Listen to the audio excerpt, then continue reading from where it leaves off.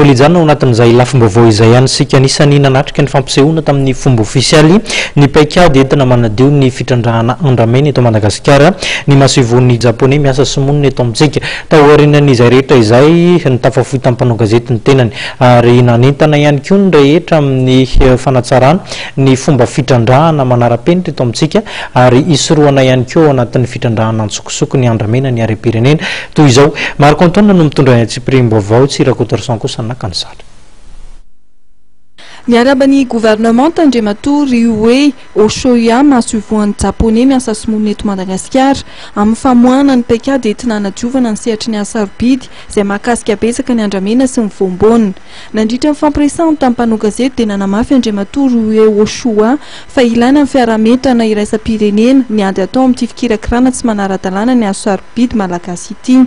misy ho izy araka izany ny vondrona iray izay misahana ny ady amin'ny fanondranana tsokosoko ny zavaboary maneran-tany izay tokony hojereny ny fitondrana malagasy ihany koa raha nambarany. Je voudrais lui encourager de suivre cet effort au plan international parce qu'il y a un cadre international qui s'appelle le ICCWC. Ça veut dire le consortium international de lutte contre la criminalité liée aux espèces sauvages. Et dans ce cadre de coordination internationale,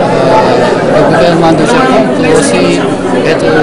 aussi aider les efforts dans ce côté international de la contrôle et de lutte contre ce fleuve.